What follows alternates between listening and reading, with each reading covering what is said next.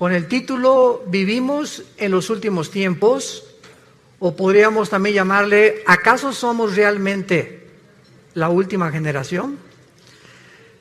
¿Es posible, damas y caballeros, que estemos realmente viviendo en los últimos días de la historia? ¿Podría alguien decirnos en qué tiempo particular se encuentra la humanidad? Haciendo a un lado todas las profecías falsas que han existido de Nostradamus y de los falsos profetas, de astrólogos, etcétera, etcétera, tengo en mis manos un libro que se llama la Biblia, que es el primero que fue traducido, el primero en haber sido impreso en la imprenta de Gutenberg, y el libro con los registros más antiguos de historia, geografía, antropología, química, física, genética, literatura, poesía y las disciplinas académicas que tú me quieras mencionar. Y este libro es precisamente nuestro, podríamos decir, nuestro GPS, nuestro Waze, nuestro manual, nuestra guía que Dios nos dejó, porque si Dios existe, no nos creó solamente y nos dijo, pues ahí se multiplican y fructifiquen, y ahí, ¿verdad?, al morir se van a quedar en la tumba, y cada quien viva como quiera, las leyes morales háganlas ustedes, porque ustedes no son diferentes a los animales. Pero en la Biblia encontramos todo lo contrario a lo que las corrientes filosóficas a través del tiempo han tratado de influir a través de los medios de comunicación, de las universidades, a nosotros y a nuestros hijos, que somos el producto de una evolución, de una selección natural, que no somos diferentes a los animales y que no tiene ningún sentido ni propósito la vida. Esto es lo que se llama el materialismo, el humanismo, el hedonismo, donde el ser humano, en un relativismo total en el cual vive ahorita en el siglo XXI, cada quien hace lo que bien le parece según sus ojos.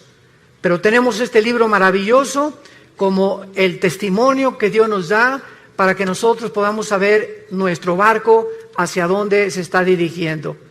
Y al comprobar, como lo vamos a hacer esta mañana, que las profecías de los profetas hebreos de hace cientos y cientos de años anunciaron con muchísima anticipación antes de que llegáramos a la culminación del siglo XX y siglo XXI, que fue en el siglo XX donde entramos ya, como lo vamos a demostrar, a la última generación, demuestra que este libro es verdaderamente la palabra de Dios. Hace 2500 años hubo un profeta llamado Daniel, que cuando el rey Nabucodonosor, rey de Babilonia, que es actualmente la nación de Irak, hay las naciones que se encuentran actualmente en el mundo, en la Biblia aparecen con otros nombres que fueron cambiados a través del tiempo. Babilonia, ¿verdad?, es ahorita Irak, por eso el presidente de Irak hace algunos años, Saddam Hussein, quería reconstruir Babilonia como lo hizo Nabucodonosor. Irán, por ejemplo, la nación de Irán aparece en la Biblia con el nombre de Persia, porque en 1935 se le cambió el nombre de Persia a Irán, o a la República Islámica de Irán. Y así encontramos que geográficamente e históricamente la Biblia es absolutamente cierta y sin ninguna duda de que haya algo en la Biblia arqueológico, histórico, genético, físico que se pueda contradecir. Todo lo contrario. Cada vez que la ciencia avanza, siempre acaba diciendo, y la Biblia tenía la razón. En el libro de Daniel, capítulo 8, por ejemplo, comenzamos a encontrar varias profecías acerca que se le dieron a este muchacho que tenía 17, 18 años cuando fue llevado exiliado a Babilonia o a Irak hace 2600 años para ser precisos. Y a este muchacho se enfrentó con entidades espirituales que la Biblia le llama ángeles. La Biblia nos revela que estamos rodeados de un mundo invisible, un mundo espiritual, donde entidades espirituales se hacen visibles y toman las formas de seres humanos. La Biblia nos muestra que el mismo Dios, Jehová, en Génesis 18, se hizo humano y se le apareció a Abraham como un ser humano. Y muchas personalidades en la Biblia hablaron y tuvimos enfrente a Dios. Pero como a Dios en su gloria no se le puede ver, Él tuvo que tomar una forma como nosotros para poder tener comunión, caminar con nosotros. Y esto es algo sorprendente en la Biblia, de que estos enviados de Dios hayan podido dar el testimonio de las cosas que nos rodean con cientos de siglos de anticipación. Por ejemplo, en Daniel 8, versículo 17, se le dijo a Daniel: la visión es para el tiempo del fin. O sea, las profecías que se le dieron claramente es para un tiempo del fin. Vayamos a ver más adelante cuál es este tiempo del fin. Versículo 19, y le dijo el ángel: yo te enseñaré lo que ha de venir al fin de la ira, porque esto es para el tiempo del fin. En otras palabras, el mundo va a llegar a un punto de degradación, de depravación moral tan grande que va a acarrear inmediatamente el juicio y la ira de Dios. Y lo que estamos viendo, como lo vamos a ver a continuación, insisto, no son más que síntomas de que estamos en un mundo a punto de naufragar.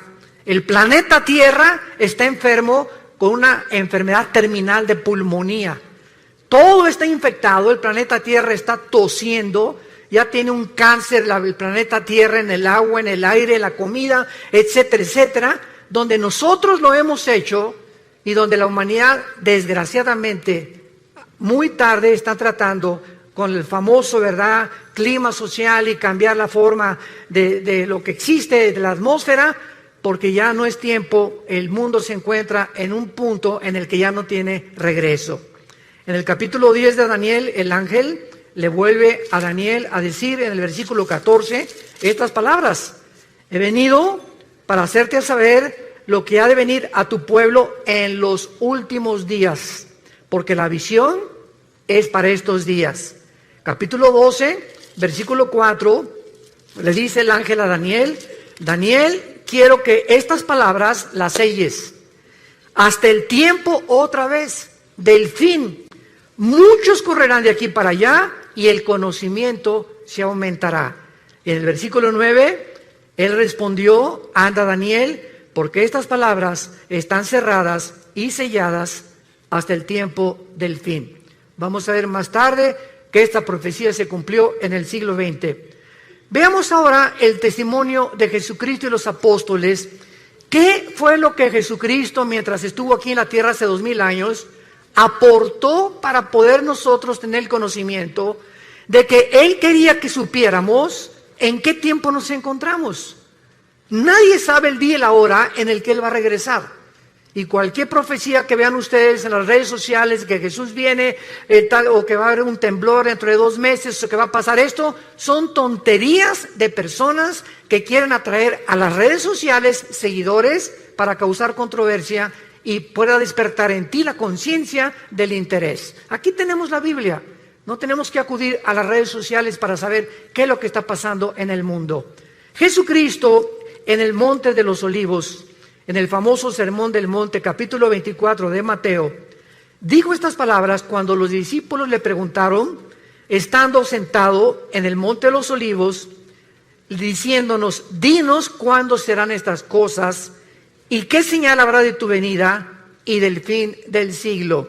Respondiendo Jesús les dijo: miren que nadie los engañe, porque muchos vendrán en mi nombre diciendo: yo soy el Mesías, o yo soy la persona enviada por Dios, el Salvador, que va a resolver los problemas de la humanidad.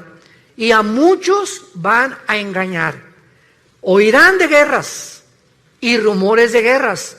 Miren que no se turben, porque es necesario que todas estas cosas acontezcan, pero aún no es el fin.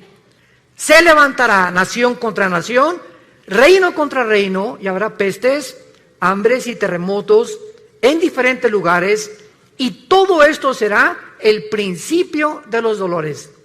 Damas y caballeros, desde que Caín mató a Abel, hace aproximadamente 6000 años de historia, que es la que la humanidad tiene, de acuerdo a la Biblia, nunca ha habido una época en la historia que no haya habido guerras.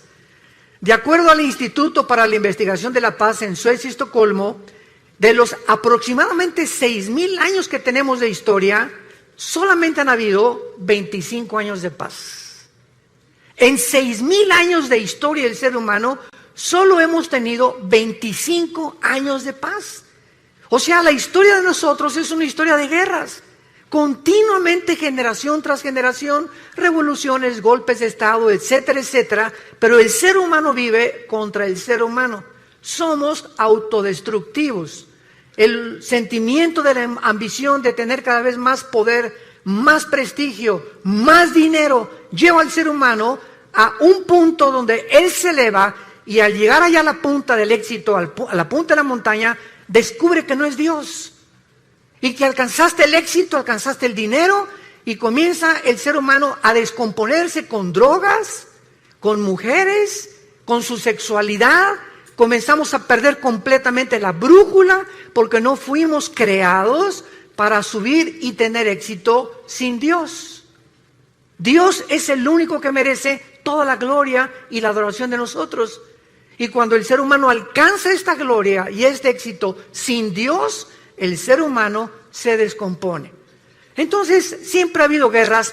Sin embargo, hasta 1914 tuvo el ser humano el testimonio de entrar a un conflicto internacional de nación contra nación.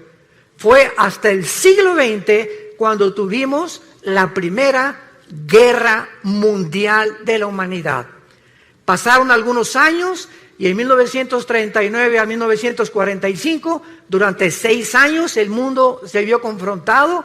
Inglaterra, Rusia y Estados Unidos en contra de Japón, Italia y Alemania en la guerra contra los nazis. La Segunda Guerra Mundial. Y después de la Segunda Guerra Mundial tenemos más de 150 millones de seres humanos que han muerto. Y Jesús dijo que en los últimos tiempos se levantaría nación contra nación. Vemos pues de qué manera Jesucristo profetizó que íbamos a entrar a donde el mundo entró en el siglo XX. Pero veamos también el testimonio de los apóstoles de Jesucristo. Por ejemplo, el apóstol Pablo. En su primera carta a Timoteo, capítulo 4, versículo 1, Pablo escribió hace 2000 años. El Espíritu dice claramente que en los últimos tiempos algunos apostatarán de la fe, escuchando a espíritus engañadores y a doctrinas de demonios. En otras palabras, antes de que venga Cristo, la Biblia se va a pervertir. Y habrá muchas personas que van a comenzar a hablar disparates, barbaridades, que van a acarrear el odio precisamente, o van a criticar la Biblia por la causa de 10, 15 o 20 personas que han dado un mal testimonio a través de sus vidas y a través de una teología completamente distorsionada. La Biblia le llama doctrinas de demonios. Siempre ha habido falsos profetas, siempre ha habido falsos apóstoles, siempre ha habido falsos maestros, pero Jesús dijo, y los apóstoles, que antes de que Cristo regresara, esto iba a multiplicarse como jamás en la historia lo habíamos visto. Vemos en su segunda carta a Timoteo, el capítulo 3, que Pablo le vuelve a decir estas palabras. Debes saber esto, Timoteo, en los últimos tiempos vendrán tiempos peligrosos. Y esta palabra chalepos en el griego significa feroces. Y solamente 2 veces en la etimología de las raíces griegas se usa la palabra chalepos, con el endemoniado gadareno y aquí para traducirlo como peligrosos. O sea, vendrán tiempos endemoniados, donde el carácter de las personas se va a descomponer a un punto donde la humanidad lo va a acabar aceptando como normal. Escucha las características que la Biblia describe de la última generación. Habrá hombres amadores de sí mismos. Serán tan centrados los seres humanos antes de que venga Cristo y en los últimos tiempos que lo único que les va a interesar son sus propios intereses personales. Ni su matrimonio, ni sus hijos, ni el país, ni los ciudadanos les van a interesar más que sus propios intereses personales. Hombres centrados, endiosados en ellos mismos. Y no solamente en la política, en los deportes, también en la religión, también en todas las demás áreas de las disciplinas académicas que puedan existir. hombres que van a creerse dioses y que se van a centrar completamente en sus vidas y se van a centrar en ellos mismos para poder obtener de los demás y usarlos como un objeto para sus vidas. Avaros, vanagloriosos, soberbios, blasfemos, desobedientes a los padres, ingratos, impíos. Es increíble la pérdida del afecto natural. No fue, damas y caballeros, hasta la década de los 80s, en el siglo XX, cuando comenzaron a surgir niños asesinos. Niños matándose entre ellos. Niños delincuentes, siempre ha habido robos, pero no asesinos, que llegaran con una pistola, con una arma, un R-15, una ametralladora, y de 16 años o 15 años mataran a 20 o 30 de sus compañeros de escuela. ¿Qué está pasando actualmente en el mundo? Se está descomponiendo todo. Hombres completamente centrados, avaros, queriendo nada más hacer dinero, ya tienen millones y quieren más y quieren más y quieren competir contra el otro que le está ganando o tiene otra casa mejor que ellos o tiene mejor carros que ellos, y hemos perdido la brújula completamente, porque esto no es vivir. Esto no es el propósito por el cual tú naciste. Tú y yo nacimos para conocer a Dios, para entender que de tal manera te ama Dios que nos dio a su Hijo Jesucristo, para que pudiéramos creer en Él y no perdernos, mas tener la vida eterna. El apóstol Pedro también menciona acerca de los últimos tiempos, y el apóstol Pedro dice lo siguiente, sabiendo primero esto, segunda de Pedro capítulo 3, que en los últimos tiempos vendrán burladores, andando en sus propias pasiones desordenadas, y diciendo y criticando a los demás, ¿dónde está la promesa que Jesucristo iba a regresar? Porque desde el día que los padres durmieron, todas las cosas permanecen como desde el principio de la creación. Pedro dice, antes de Cristo se multiplicarán los que van a perseguir al cristianismo, a la Biblia y a Dios. Y nunca como en nuestra época ha habido tantos burladores, y lo más coincidencial es, como les he platicado yo, cuando tenemos conferencias con los alumnos de universidad, ¿por qué creen ustedes que la Biblia y Jesucristo es el objeto de la persecución? Vean ustedes las películas de Hollywood y cuando algo pasa dicen Jesus.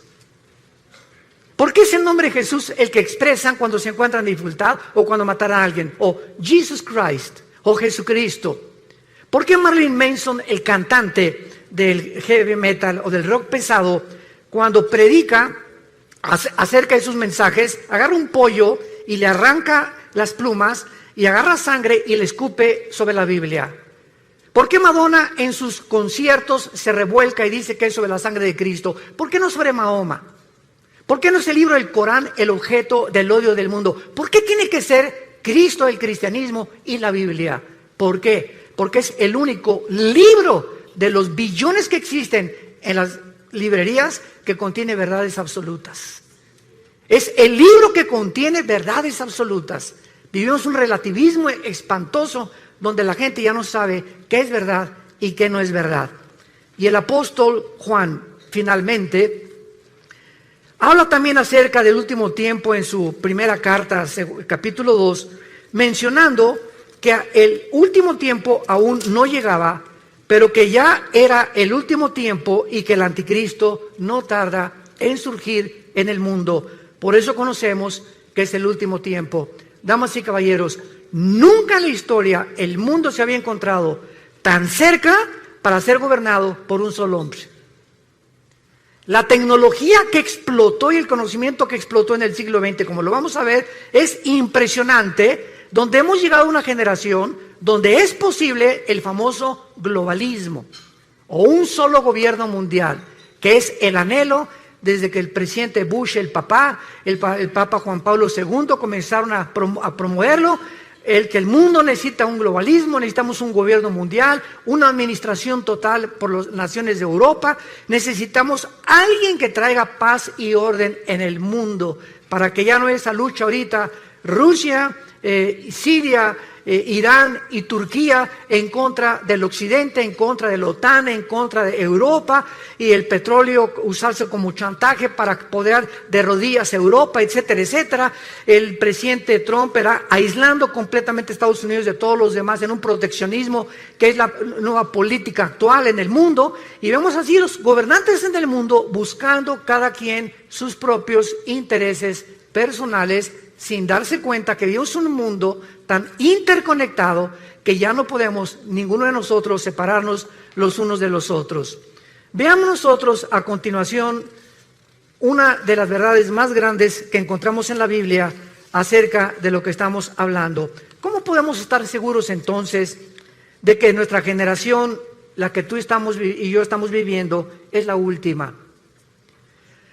Lo podemos saber porque la mayor parte de las profecías de la Biblia nos revela, que nos advierten que la segunda venida de Cristo no podía ser aplicada en las pasadas generaciones, sino específicamente en la nuestra.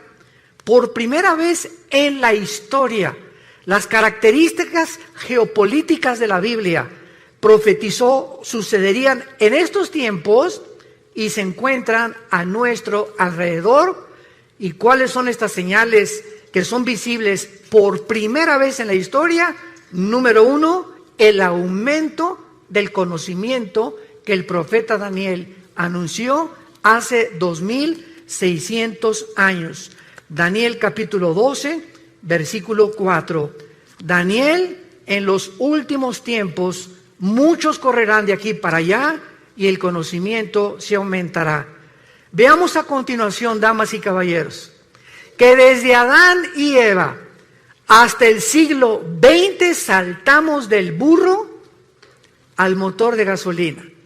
Lo que en más de 5.500 años no se descubrió fue en el siglo XX cuando explotó el conocimiento y cuando brincamos del burro al motor de gasolina, por lo que no se inventó o se descubrió en 5.000 años. 1903, los hermanos Wilbur Wright, norteamericanos, realizan la primera tentativa de volar.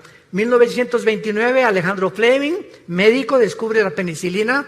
1945, el doctor Enrico Fermi y el doctor Oppenheimer, italiano e alemán respectivamente, bombardean el uranio 235, produciendo por primera vez lo que se conoce como la fisión nuclear, que dio como consecuencia la construcción de la primera bomba atómica, soltada en el puerto de Hiroshima y Nagasaki, en Japón, en 1945. 1954 es botado el primer submarino nuclear de Estados Unidos. 1957 es lanzado por Rusia el primer satélite al espacio. 1969, el hombre pisa la luna. 1973, la primera plataforma espacial es puesta en el espacio. 1975, se fabrica la primera PC. 1983, los primeros teléfonos celulares. 1991, se desarrolla la red de Internet. En 1913, el primer carro modelo Ford T corría 40 kilómetros por hora. Ahora hay carros que desarrollan 300 kilómetros por hora y naves que desarrollan 3.400 kilómetros por hora. Fue en el siglo XX que se inventaron los focos, la aspirina, los plásticos, la insulina, la televisión, el radio, los trasplantes, el chip de silicio, el rayo láser, el refrigerador, el cine, la píldora anticonceptiva, la lavadora, los teléfonos celulares, el iPhone, el iPad, y ahorita ya está el GX o triple X, no sé qué, el nuevo iPhone, y cada año, cada 2 años, ya la tecnología cibernética y de Internet está obsoleta con la velocidad que el mundo está llegando en el conocimiento. Daniel, en los últimos días y en los últimos tiempos de la humanidad, el conocimiento aumentará. ¿Por qué Dios nos quiere dar esta llave del conocimiento? O sea, ¿por qué fue hasta el siglo XX que todas estas cosas sucedieron? Simplemente para advertirnos y prepararnos para el día final de tu vida y de mi vida. Y si Jesucristo no regresa mañana, el día que tú mueras, tal vez saliendo en este teatro puedas morir un ataque al corazón, una embolia cerebral, no sé, ninguno de nosotros tenemos comprada nuestra vida. Es un hilo en el cual en cualquier momento se puede romper. Dios no quiere que tú mueras en tus pecados. Dios no quiere que pases la eternidad en un lugar que Jesucristo llamó el infierno. Y te puedes burlar todo lo que quieras, pero estas palabras son fieles y verdaderas. Dios quiere que sepamos en qué tiempo nos encontramos para que preparemos a nuestros hijos, para que preparemos nuestro matrimonio, para que tomemos a Dios en serio. La vida no solamente es hacer dinero y triunfar en los negocios, en el canto, en la belleza, en el deporte, en la publicidad. La vida es alrededor de un hombre llamado Jesucristo. Y si no es el eje de tu vida Jesucristo, vives una vida exactamente igual a la de los animales. Las vacas se levantan en la mañana y duermen, pastan todo el día, comen y cenan y vuelven a dormir. ¿Así es tu vida también? ¿Tienes años haciendo lo mismo? Tus pensamientos simplemente son negocios, dinero, cómo aumentar, y vas a llegar a los 50, a los 60 años de edad y olvidaste tu salud, olvidaste tu alimentación y el dinero que ganaste, vas a llegar con 5 o 6 enfermedades que no vas a poder disfrutar ni a tus hijos ni a tus nietos. Porque no supiste realmente que vivir es un arte, como decían los chinos. Si no aprendes el arte de vivir, has vivido igualito que un animal. ¿Por qué nos abrió Dios el conocimiento a estos tiempos? Porque dice Lucas capítulo 21, versículo 34. Jesús dijo, miren ustedes que vuestros corazones no se carguen de glotonería y embriaguez y de los afanes de esta vida. Y venga de repente sobre ustedes ese día. ¿Cuál es ese día? Los tiempos que estamos viviendo. Porque como un lazo vendrá sobre los que habitan la tierra. Velen pues en todo tiempo para que sean tenidos por dignos de escapar de todas estas cosas que vendrán y estar en pie delante del Hijo del Hombre. Damas y caballeros, solamente para poder confirmar y ponerle el sello a este conocimiento, miren lo que ha pasado, ya no en el siglo XX, en los últimos 10 años. Escucha esto, Netflix hizo que ya casi no queden videoclubs y que vayan mucha gente menos al cine. Booking tiene en jaque a las agencias de turismo. Google inutilizó las páginas amarillas. WhatsApp amenaza a los operadores de telefonía fija y celular. Las redes sociales a los medios de comunicación. Uber a los taxistas. Los smartphones condenaron a las casas de fotografía. El Zipcar hace la vida imposible a las compañías de alquiler de vehículos. Tesla pone en duda el futuro de los automotores. El email, el correo electrónico, ha complicado a los correos postales. Waze acabó con los GPS. La nube hace cada vez más inútiles a los pendrives. YouTube ha puesto en riesgo a las empresas de televisión. Facebook está matando completamente a todas las portales del contenido. Wikipedia mató a los diccionarios y a las enciclopedias. ¿Cuánto tiempo piensas que va a durar el empleo o la robotización a la que el mundo ha entrado actualmente en los últimos 10 años? En Estados Unidos, ya en cualquier autopista que vas, ya no hay nadie que te cobre la cuota por la autopista, son robots. Son cámaras de televisión y te llega el recibo a tu casa por correo. En la mayor parte de las compañías están eliminando a los empleados para poder usar robots y poder tener más medios las compañías de enriquecimiento, desplazando a los empleados, a los seres humanos. Hemos entrado a un programa y a un proyecto del mundo donde, vuelvo a repetir, cada quien está viendo sus propios intereses nada más, desplazando a miles de personas sin trabajo, rebajando los sueldos por todos lados. ¿Para qué? Para que el mundo entre exactamente al punto emocional y sentimental al que hemos entrado.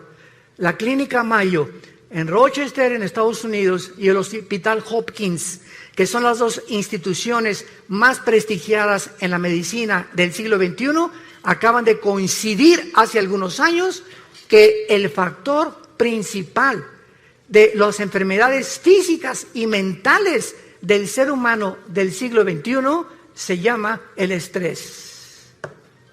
El estrés es la enfermedad del siglo XXI. El ser humano vive en un estado de de intranquilidad, de inseguridad, de preocupación, de rencores no perdonados, de odio contra los demás, de antisocialismo completamente contra los demás. El ser humano vive oprimido en el siglo XXI, no tiene paz, dice la Biblia.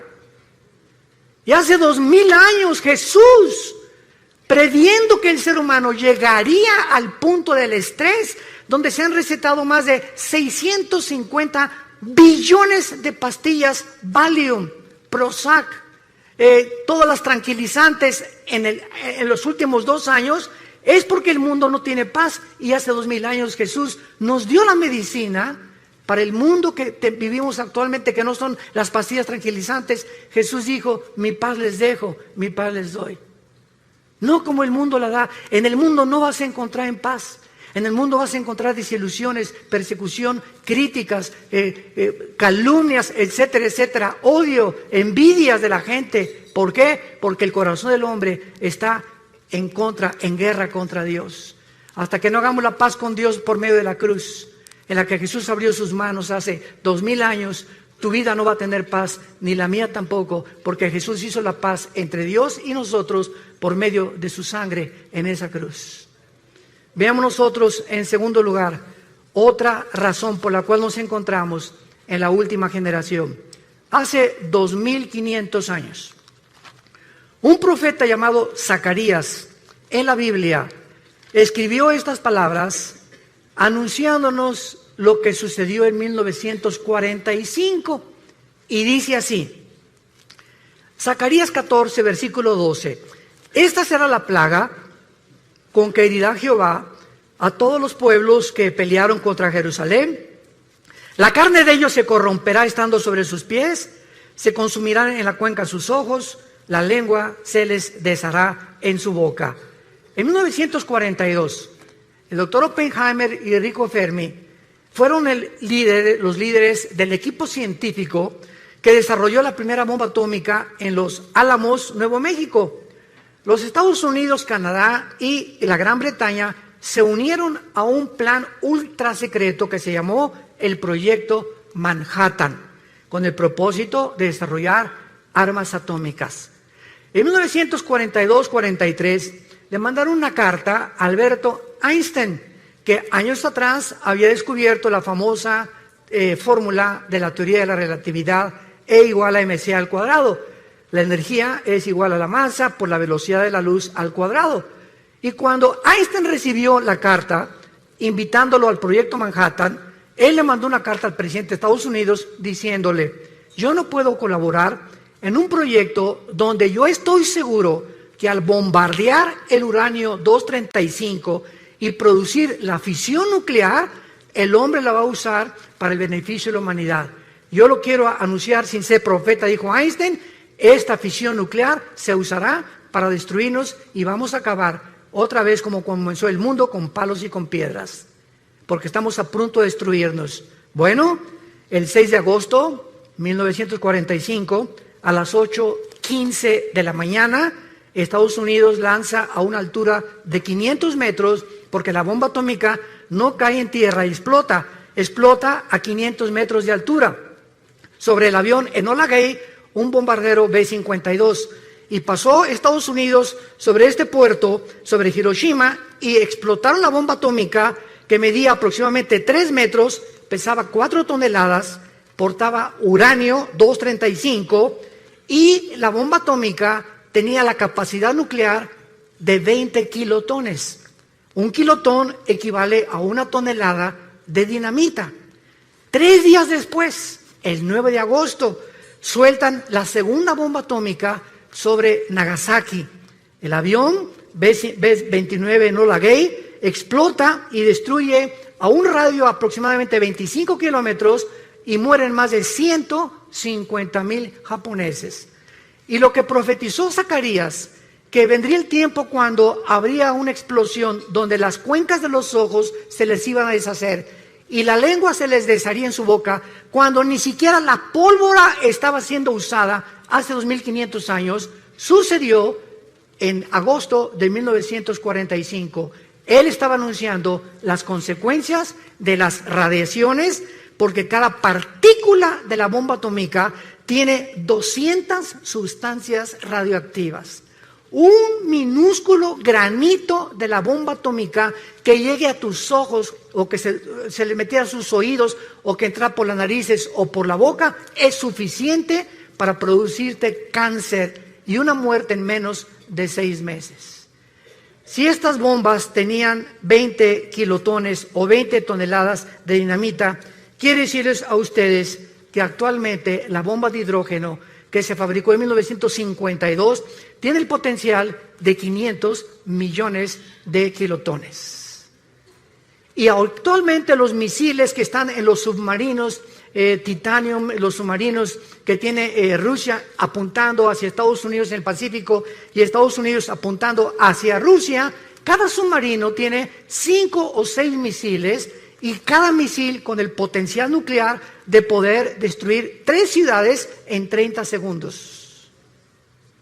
Damas y caballeros, nunca en la historia ha habido una generación como la que estamos viviendo en la que podemos ya destruirnos y cualquier loco es suficiente para que apriete un botón y vuele el mundo entero. Somos la primera generación que ha alcanzado este potencial para destruirnos con la era nuclear en la que estamos viviendo. Amenazas como la de Norcorea, amenazas como la de Rusia, amenazas como la de Irán, amenazas como la de todos los países que tienen ahorita como la India, Gran Bretaña, Francia, Estados Unidos, poder nuclear, en cualquier momento, cualquier loco vuela el mundo. O entramos en conflicto, si bombardean Estados Unidos, tiene que entrar México, si Estados Unidos bombardea Europa, bombardea Corea del Norte, si hace un conflicto que la Biblia profetizó, que en la primera próxima guerra van a morir la 1/4 parte de la humanidad. 4º sello del Apocalipsis capítulo 6. Somos ahorita aproximadamente 8,000 millones de seres humanos, de acuerdo al último almanaque mundial, 8,000 millones de seres humanos. Una 1/4 parte, estamos hablando que morirían 2,000 millones de personas. Si tú cuentas ahorita cuántas gentes hay de Alaska hasta la Patagonia en Argentina, en Sudamérica, alcanzamos aproximadamente a ser los 1,100, 1,150 millones de personas. En otras palabras, en la próxima guerra desaparecería todo el continente americano, incluyendo la Ciudad de México y satélite. Y esto puede suceder, tú te puedes levantar en la mañana. Yo me acuerdo en el 2001, el 11 de septiembre, me levanté en la mañana, alguien agarró el teléfono, prende la televisión, eran las 9:15 de la mañana, 9:10 más o menos. ¿Qué está pasando? Fíjate que un avión se estrelló contra una de las Torres Gemelas en Nueva York. Me quedé impactado, ¿verdad? Qué tremendo se ve cómo entra el avión. Y pasaron 18 minutos aproximadamente cuando el segundo avión se estrella. Cuando yo vi que el segundo avión se estrellaba, lo pude intuir inmediatamente. Esto no es un accidente, esto es un ataque terrorista. Miles de personas se levantaron el 11 de septiembre del año 2001, se pusieron la corbata, mi amor, darles un beso a los niños, me voy a trabajar. Se fueron a trabajar, a la 1 recojo a los niños en la escuela, nos vemos en la tarde, mi amor. Más de 3,000 personas que murieron en las Torres Gemelas nunca supieron que ese día no iban jamás a volver a ver a sus hijos, a su esposo ni a su esposa. ¿Quién se iba a imaginar que en una torre un avión se iba a estrellar contra ellos? Damas y caballeros, así es la vida. Estamos en un hilo colgando todos nosotros. Es impredecible lo que pueda suceder en cualquier momento. Por eso la Biblia dice, prepárate para encontrarte con tu Dios. La vida es más que hacer dinero, más que el éxito, más que lo que estás haciendo. Entiende, necesitamos regresar a la cruz, hacer a Dios nuestro Salvador, vivir para Él, darles un legado a nuestros hijos de honestidad e integridad, para que puedan ellos comprender que la vida es mucho más que lo que les hemos enseñado equivocadamente durante tanto tiempo. Y vemos nosotros la tercera señal, que yo considero la más grande de todas, de que nos encontramos en la última generación, en el libro de Amós, capítulo 9, en el Antiguo Testamento, versículos 14 y 15. Esto fue escrito hace 2570 años, el libro de Amós, y dice así: traeré del cautiverio a mi pueblo Israel, Y edificarán las ciudades asoladas, las habitarán, plantarán viñas, beberán el vino de ellas, y harán huertos y comerán el fruto de ellos, pues los plantaré sobre su tierra, y nunca más serán arrancados de su tierra, nunca más serán arrancados de su tierra, que yo les di, ha dicho Jehová, Dios tuyo.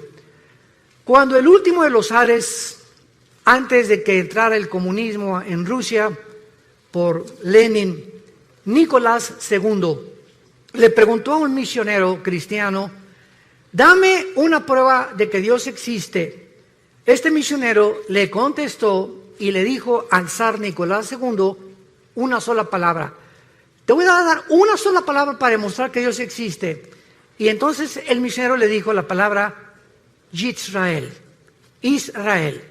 Y el zar se quedó estupefacto como muchos de ustedes. ¿Qué tiene que ver Israel con la existencia de Dios?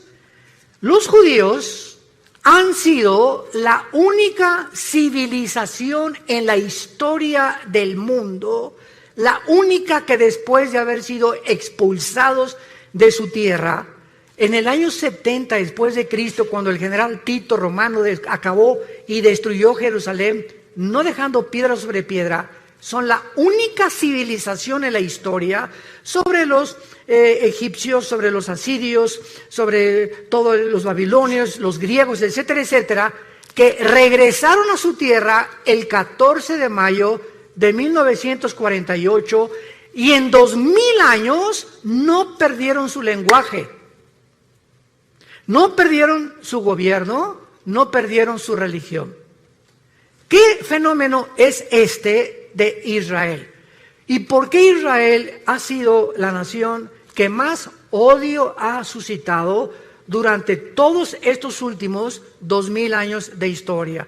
¿Por qué España los expulsó en 1549 de España? ¿Por qué los expulsaron de otras naciones? ¿Por qué se les sigue persiguiendo? ¿Y por qué Israel hoy, en este mes de septiembre del 2018, es la nación con los avances científicos y tecnológicos más grandes de toda la humanidad? ¿Por qué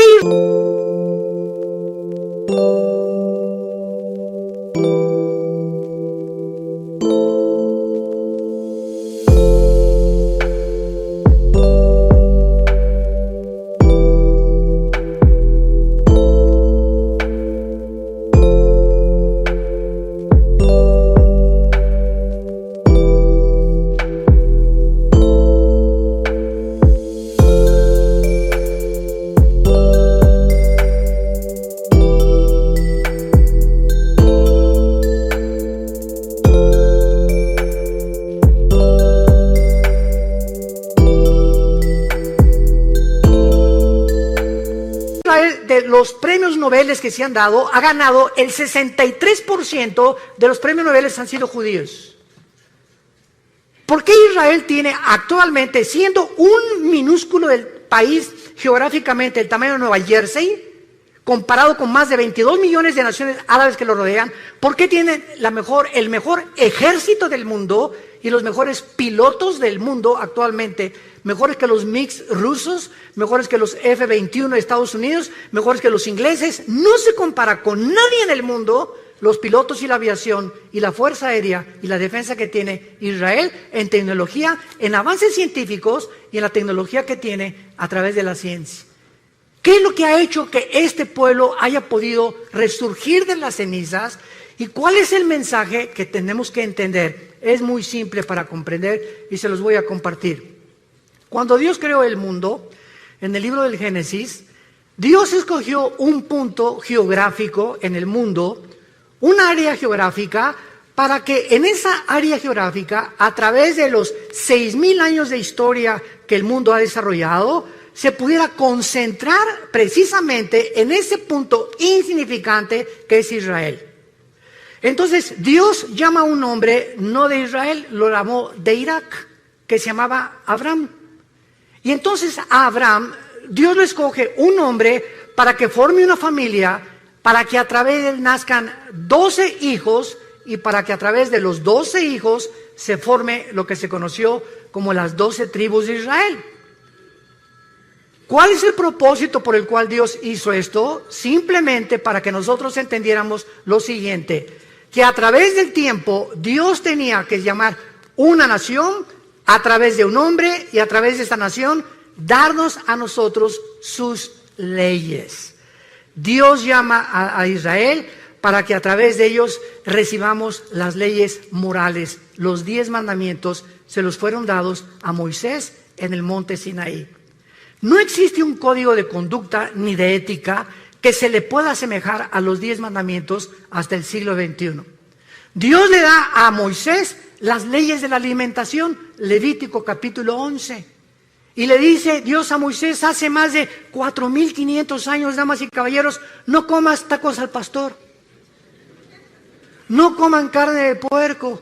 Y hasta el siglo XX se descubre una sustancia que forma parte de las grasas y que se le bautizó con el nombre de colesterol, que es algo que en nuestras venas que circula toda la sangre. Tú comes grasas, se te van cerrando las arterias, el corazón bombea con más dificultad y sobrevienen los ataques cardíacos. ¿Por qué? Porque tienes el colesterol demasiado elevado. Dios le dijo a Moisés que las azúcares podían producir un estado en el ser humano que podía llevarlo a la muerte. Y se descubrió hace menos de 25, 30 años los famosos triglicéridos, que se pueden conocer como la gasolina que tenemos en exceso. Comes demasiado Coca-Cola, toma Coca-Cola y te van a enterrar la semana que entra. No hay más azúcar que en la Coca-Cola, es la bebida más venenosa y la más terrible que pueda una persona consumir. Todas las bebidas de lata, todo es absolutamente químico. Y estos azúcares destruyen el sistema inmunológico. Entonces te enfermas de cualquier cosa por las grasas y las azúcares. La Biblia hace más de 4,500 años. ¿Quién le dijo a Moisés los secretos de lo que podíamos comer y lo que no podíamos comer? No comas conejo, dijo Dios. Le dijo a Moisés, no coman langosta, no coman más que peces o pescado del mar. Y ahora se descubre que los camarones altísimos en colesterol, la langosta, que es la más cara en el restaurante, es la que más daño nos hace. Increíble. Esta es la razón por la cual Dios tenía que llamar a un pueblo, y Dios llamó a Israel. Y si hubiera llamado a los mexicanos, los guatemaltecos, ¿y por qué no a nosotros? Y si hubiera llamado a Dios a los franceses, los españoles, ¿y por qué no a nosotros? La cuestión es que Dios es soberano, y Él llamó un pueblo, y Él escogió a este minúsculo, insignificante pueblo, que hasta el 48 pudo regresar a su tierra, para que a través de ellos tuviéramos las leyes morales, las leyes de ética. Y es a Moisés a quien Dios le da. Escuchen, abogados que nos visitan, el derecho no tuvo su origen en Roma, que el derecho romano, que Grecia. El derecho fue establecido y los principales artículos del derecho fueron dados a Moisés hace más de 4,500 años en el libro de Deuteronomio, capítulo 1. Quiero leerte lo que Dios le dijo a Moisés, si eres abogado, hace 4,500 años. Escucha estas palabras. Dios le dice a Moisés, manda a tus jueces que entre tus hermanos juzguen justamente, entre el hombre y su hermano y el extranjero. No hagan distinción de persona en el juicio. Así al pequeño como al grande oirán. No tengan temor de ninguno, porque el juicio es de Dios y la causa que les fuere difícil la traerán a mí y yo lo oiré. Dios establece el principio de lo que se conoce actualmente y es el símbolo de la abogacía, la mujer con los ojos vendados, con una espada en la mano y una balanza en la mano izquierda. ¿Qué implica esto? Que el que imparte justicia, llámese ministerio público, llámese diputado, llámese senador, gobernador o presidente de la república,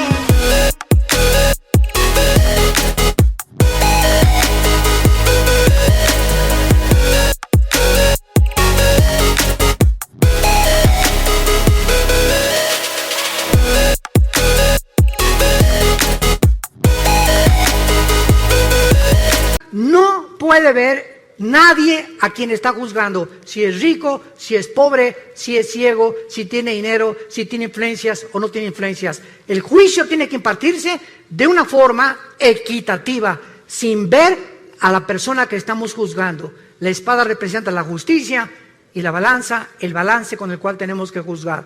Dios estableció esto antes que Roma. Dios estableció las leyes morales, las de la comida y las de los gobiernos civiles, antes de que nosotros pudiéramos ni siquiera formar los gobiernos. Aquí está todo en la Biblia, la palabra de Dios. Pero regresamos con Israel. En la profecía de Amós le dice Dios: regresarán ustedes del cautiverio y edificarán las ciudades, las habitarán y plantarán el vino de ellas.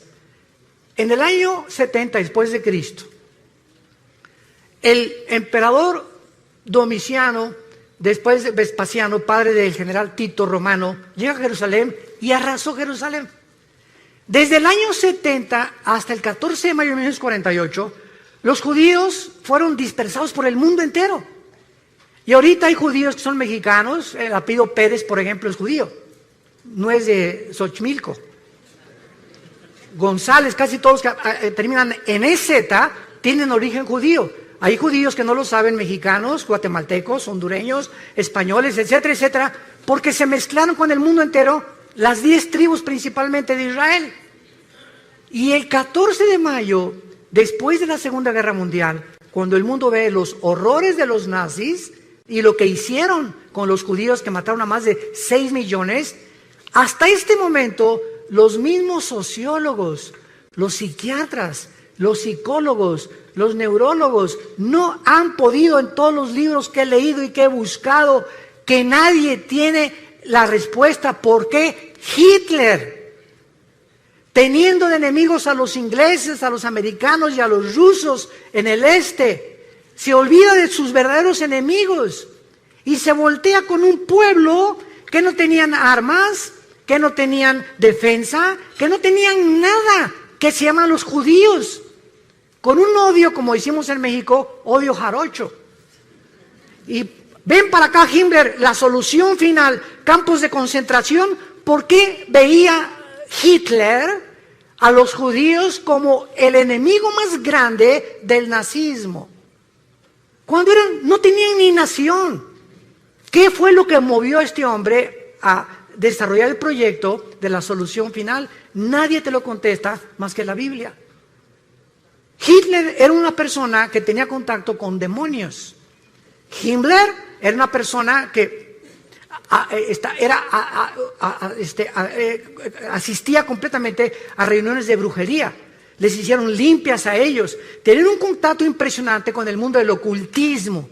Y casi todos los budistas que encontraron en la Segunda Guerra Mundial, cuando el general Douglas MacArthur llega a Berlín y encuentran a Hitler que se mata y que se suicida con Eva Braun, su esposa, estaban cadáveres de monjes budistas en Berlín, ahí junto, enterrados, y otros en las calles. Y la pregunta es, ¿por qué Hitler mandó a traer a los monjes budistas a Alemania?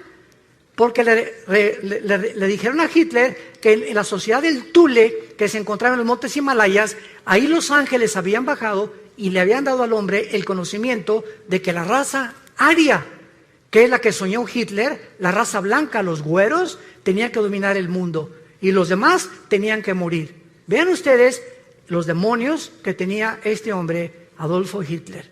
Y la Biblia nos explica por qué desde antes de que los judíos regresaran a su tierra, Satanás, Lucifer, el Dios de este mundo, ya sabía el potencial que si los judíos sobrevivían a la Segunda Guerra Mundial, iban a comenzar a desarrollar las últimas profecías de los tiempos que estamos viviendo. Y en 1945, la Liga de las Naciones, que antes era la ONU, declaran casi 20 votos contra 12 que los judíos regresen a su tierra. El 14 de mayo de 1945, a las 5:30 de la mañana, David Ben Gurión, el primer ministro de Israel, declara ante los medios de comunicación: somos un Estado libre e independiente después de casi 2000 años. 20 minutos después que Ben Gurión acaba su discurso, los atacan por primera vez los árabes. Y de ahí tenemos la guerra del 73, del 65, la guerra de los 6 días, que ha sido el milagro más grande de la milicia, la guerra de Yom Kippur, y hasta este momento están rodeados ahorita en el Líbano, Hezbollah, el grupo terrorista tiene más de 150,000 misiles que podrían aventar sobre Israel en cualquier momento, pero los escudos antimisiles que Israel ha desarrollado, que ni Estados Unidos ha logrado tal perfección tecnológica, impiden que puedan destruirlos. Y los aviones que las 24 horas del día los israelíes patrullan el cielo para estar vigilando que puedan sobrevivir. Y dice la Biblia, los traeré del cautiverio. Ponle en tu Biblia, 14 de mayo del 48, se cumplió Amós 9, versículo 14. Pero no nos quedamos ahí. A continuación dice, edificarán, plantarán y beberán el vino de ellos. Damas y caballeros, en 1948, cuando los judíos regresaron a Israel, no había un solo olivo plantado.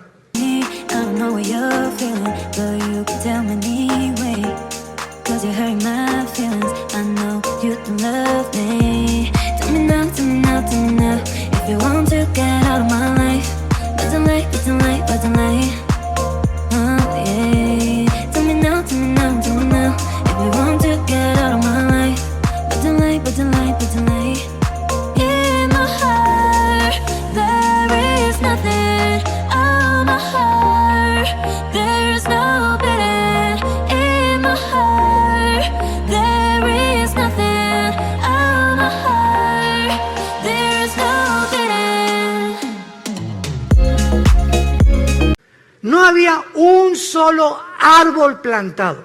Era un desierto completamente.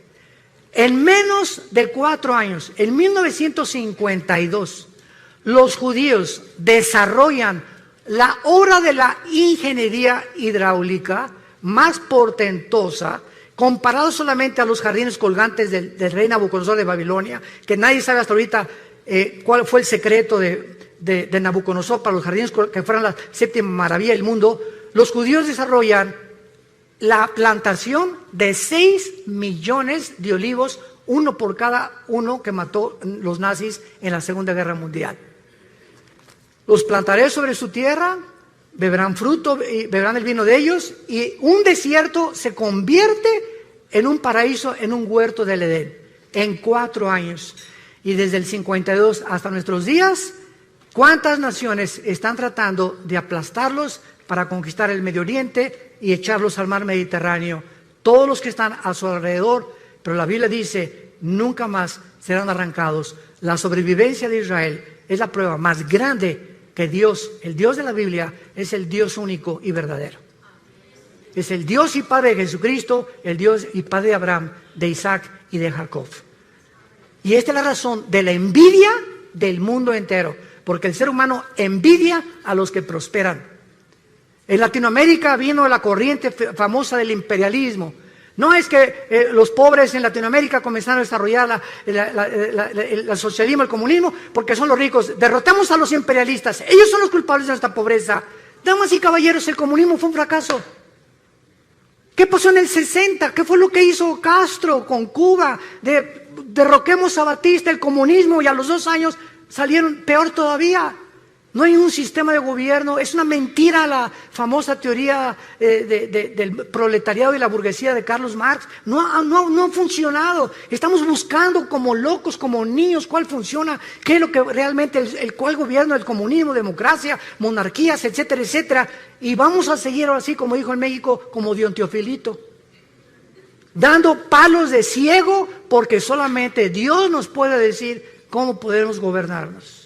El hombre no tiene la capacidad de resolver problemas que van más allá de la capacidad que tenemos para resolverlos. No somos dioses, damas y caballeros, y Dios te invita en esta mañana a que vengas a la cruz, a que te des cuenta que nuestros días están contados. Se viene sobre el mundo una nube como no nos imaginamos.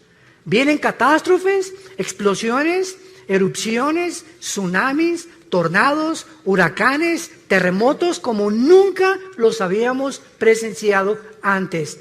Síntomas que los caballos del Apocalipsis ya se encuentran en el cielo. Ya están los cascos del Apocalipsis listos a entrar en un terror, en una ola de terror como el mundo jamás la ha visto. Y la Biblia dice que tú no tienes por qué estar aquí cuando estas cosas sucedan. He venido, dijo el Señor Jesucristo, para que tengan vida y para que la tengan en abundancia y sean tenidos por dignos de escapar las cosas que vendrán sobre este mundo. Dios te ha hablado en esta mañana. Dios te pide que vengas a la cruz, que veas a su Hijo con los brazos abiertos, diciéndote que te ama. Dios te ama. Dios te ama. Y dio su vida por ti en la cruz. Y Él quiere que nosotros nos volvamos a Él. No somos dioses, hemos hecho el ridículo como administradores de este mundo y tenemos que entender que solo en Él está la respuesta de por qué nosotros vivimos, existimos y por qué vamos a morir.